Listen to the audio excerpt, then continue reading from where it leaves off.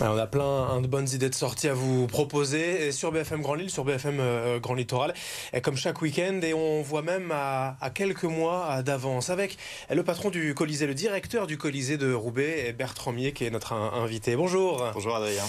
Et vous n'êtes pas venu les mains vides puisqu'il y a la programmation officielle 2025-2026 du Colisée de Roubaix qui vient d'être présentée. Nouvelle saison comme d'habitude, très riche, extrêmement riche, avec du théâtre, des concerts, de la danse notamment, on va en parler.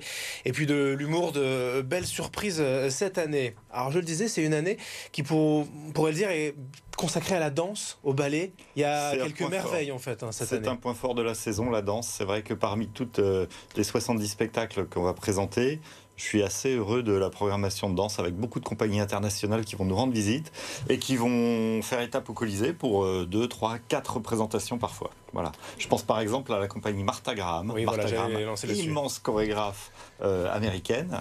On fête le centenaire de la compagnie. Ils font une tournée en France de 3 villes et on aura le bonheur de les accueillir pour 4 représentations.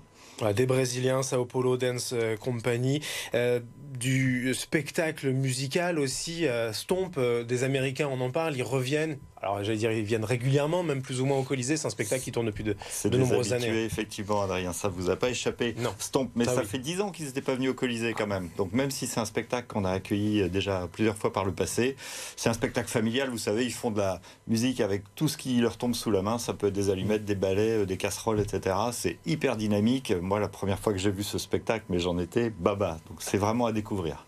Des ciné-concerts aussi, puisque le Nouveau Siècle, le lieu de résidence de l'Orchestre National de Lille, l'ONL, est en travaux jusqu'en septembre 2026. Vous en profitez, entre guillemets, pour récupérer quelques ciné-concerts. Il y a E.T. notamment, qui va passer au Colisée. Il y a Jurassic Park, donc c'est évidemment des gros événements, parce qu'on a l'orchestre au complet sur la scène, et puis derrière la projection du film, donc ça va être des grands moments, à chaque fois avec la musique de John Williams. Et pour Jurassic Park, c'est une musique quand même qui a obtenu un Oscar à l'époque. Et qu'on connaît tous forcément dans un coin de la tête, cette musique de Jurassic Park. Alors, puisqu'on en est dans la musique, quelques grands noms aussi français déjà.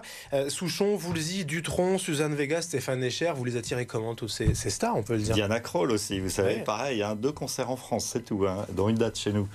Écoutez, c'est une discussion avec les producteurs, les tourneurs, la salle, vous savez, elle est très très appréciée, le Colisée, les 1700 places, c'est un petit écrin dans lequel les artistes se sentent vraiment très bien. Donc voilà, il y a une certaine notoriété de la salle, et ils viennent vers nous comme ça avec des projets, les producteurs. Voilà. Diana Krall, c'est un excellent exemple. C'est vraiment la première fois qu'elle va se produire chez nous. Elle vient très rarement, donc c'est un petit bijou. Pour ces musiciens, pour ces chanteurs, ça fait partie des étapes incontournables, même pas forcément de venir à Lille, mais d'aller à Roubaix. Dès lors qu'ils sortent des très grandes salles, des zéniths, et qu'ils cherchent des lieux un peu plus intimistes, intermédiaires, avec un acoustique parfaite, le Colisée est souvent sur la route de ces tournées-là. Et l'intimité, quand on sort des zéniths aussi, 1700 places. Alors moi, si je devais chanter devant 1700 places, ce serait quand même pas intime. Mais pour eux, ça fait partie d'un lot de théâtre comme ça, beaucoup plus intime et plus sympa à faire pour eux. Il y a quelques années, nous, on a investi dans un système son impeccable, vraiment l'acoustique est nickel partout dans la salle, et donc maintenant c'est assez reconnu, oui, puis le lieu est beau, vous savez, ça date de 1927, le Colisée, on va bientôt fêter le centenaire, et donc il y a cette magie aussi, des stucs, des grands lustres, des tapis rouges, etc., tout ça, ça participe à la magie du lieu. Et des contacts aussi peut-être avec des habitués du Colisée de Roubaix, d'un public, j'allais dire différent, mais connaisseurs aussi peut-être Il y a plus de 100 000 entrées, on va faire 110 000 entrées là, sur cette fin de saison. Vous voyez, c'est quand même énorme. Donc il y a toutes sortes de publics. Pour les humoristes ou pour les chanteurs, c'est pas le même public que pour les théâtres et les ballets. Donc c'est cette grande diversité de publics, de gens qui fréquentent la salle qui aussi en fait son succès. Les humoristes, justement, il y a Alex Lutz qui va bientôt finir la saison, mais il y aura Walidia aussi bientôt. J'avais lu Haroun en fin de saison l'année prochaine, Boudeur. Il y a l'essentiel finalement de cette scène d'humour française qui passe au Colisée. Oui, alors c'est pas l'essentiel de la programmation. Il y a 8 ou 10 dates, vous voyez, sur 100 représentations, il y a 8 ou 10 dates d'humour. Donc c'est pas énorme, mais malgré tout, des humoristes déjà qui ont des belles notoriétés. Et puis ça permet justement ce mélange de public dont je parlais. Le public de Nawel Madani va pas être le même qui va venir le lendemain soir voir le duplex par exemple avec Annie Dupéret. Vous voyez, c'est sûr que les salles n'auront rien à voir. Annie Dupéret, on parle donc de théâtre et on enchaîne puisque c'est un théâtre, le Colisée, c'est un peu finalement ce que vous avez le plus peut-être en date, les pièces de théâtre, les liaisons dangereuses d'ailleurs, parce que récompensées au Molière récemment, voilà, c'est une des fiertés peut-être de cette saison. Oui, de liaisons dangereuses, oui, vous en parlez. Delphine Depardieu, effectivement, elle a obtenu le Molière de la meilleure comédienne pour son interprétation de la marquise de Merteuil, la vénéneuse, vous savez, qui va manipuler son amant, etc.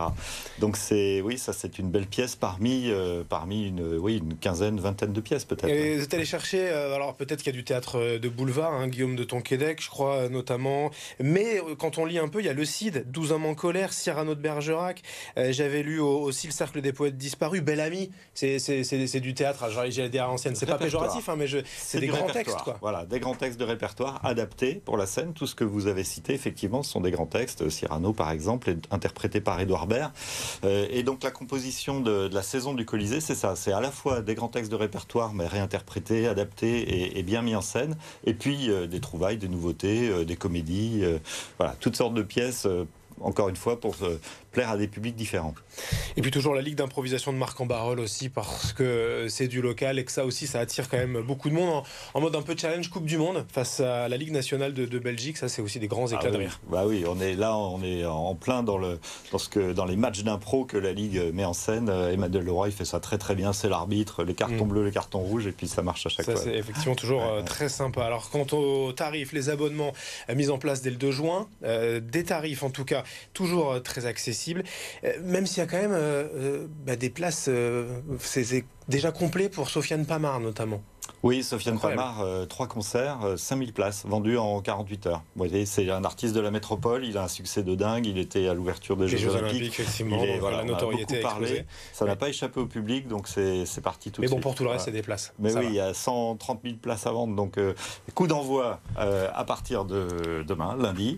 Et puis c'est surtout le mois de juin, c'est pas uniquement demain, c'est-à-dire que les places, on les vend tant qu'il en reste, et il en reste pour Alex Lutz, c'est ce que vous disiez. Et effectivement, dans quelques jours. La saison 2024-25 qui va se terminer, la 25-26, est déjà programmée, donc directeur du Colisée de Roubaix. Bertrand Millet, merci d'être venu avec nous présenter cette belle saison au Colisée.